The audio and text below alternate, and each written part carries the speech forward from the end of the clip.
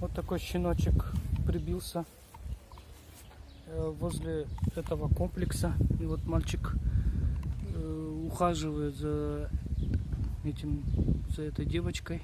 И, наверное, где-то 3-4 месяца. Игрющая.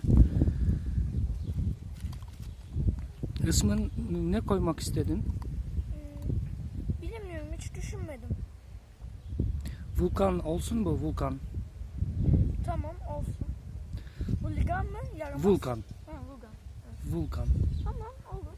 Bu kız. Evet, yani belki kız. Evet.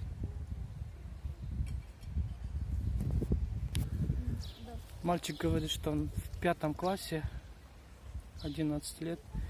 Все мы в детстве имели своих собак. И можно себя представить, да? Что... Paruska çocuk Moji говорит. Очень net. Nereden biliyorsun? Benim annem de Rus. Zaten dün akşam hani yemekte Aa, şeydi. evet. Biz o taraftan biz seni benen... Evet, o sitedeyiz. Evet. Sokakta sizler oturdular. Doğru mu? Evet, site bahçesindeydik. Sen Rusça konuşmasını anlıyorsun. Да, я можу anladım, но не можу очень Говорить говорить. не можешь. Говорить можу, anlıyorum, но konuşma şu.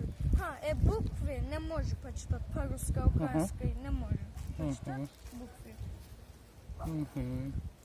Получается, у тебя родитель, мама из Украины, папа местный, да? Да. Хорошо.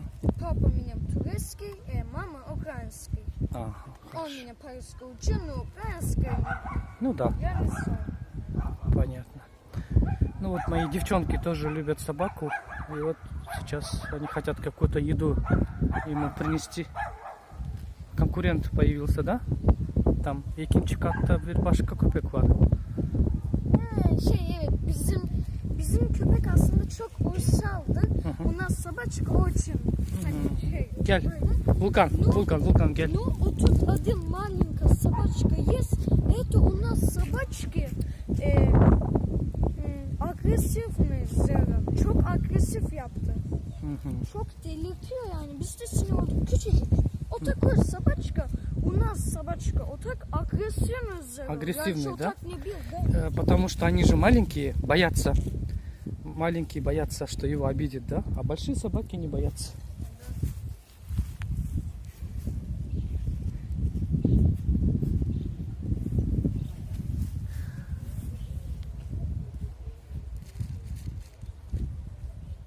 Джалтонмен очень красиво, очень умные.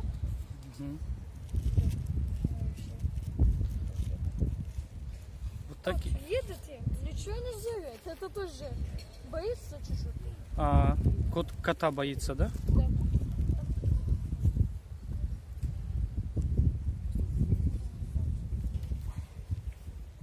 Ну вот они, видите, немножко друг друга боятся. Кот боится собаку, собака боится кота. Вот они так не могут друг к другу приблизиться. И вот такое вот общение у них. То есть у тебя собаку зовут Цезарь, и Да. он очень умный, да? Да. А что он, как он умничал?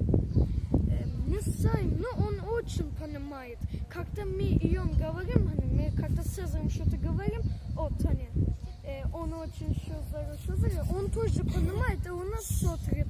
Он тоже у нас идет. Yani şöyle, biz onun hakkında bir şey söylediğimizde o anlıyor ve bize geliyor yani. O da dahil olmak istiyor. Onun dışında kendi aramızda bir şey konuştuğumuzda o da ailenin üyesi olarak sanıyor ki öyle zaten. O da geliyor hani bize dahil oluyor. И когда камеру наводишь, он понимает, да?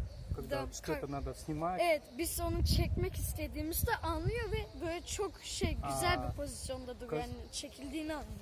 То есть у него собака Цезарь. Какая порода? Порода. Hangi порода? Не köpek. Golden Retriever. Golden Retriever. Evet, Золотистый Golden retriever. cinsi. И он очень умный, да? Да. Вот так вот Мурат, оказывается, хорошо говорит по-русски. Очень общительный мальчик. любит животных, как вы видите, да, кормит кошек, собак. Молодец. Murat. Спасибо. Очень Bir de приятно. bir tane kuşumuz var ama yararı aslında güvercin. Yarı felç, hatta tam felçli aslında bir hastalık var, virüs var ama Covid-19 gibi değil. Yani bir Hangi aslında- kuş? Güvercin. Güvercin kuş. Evet. Bilmiyorum. güvercin. Yok, normal kuşlar işte, Normal hani kuş. ekmek atılma, kakta, Aa. rıpka, hani idiot da işte güvercin. Güvercin. Normal da. İşte yarı felçli yani hasta, один вирус var.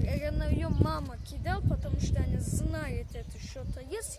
Мы нашли, ветеринар групп, меня мама ветеринар групп сотрудил, hepsi ветеринар говорил, он только 9 gün будет живот и будет умрет, говорил. Мы подождали, он уже 2 hafta oldu. 2 hafta oldu. Yani işte bir gün 7 şeyse bir neredeyse 16 şey oldu. Bizim evimizde 2 aylık. Ha pardon yok. 1 aylık oldu aslında. 1 aylık. Sizin evinizde. Evet, bizim evde tam 1 aylık oldu.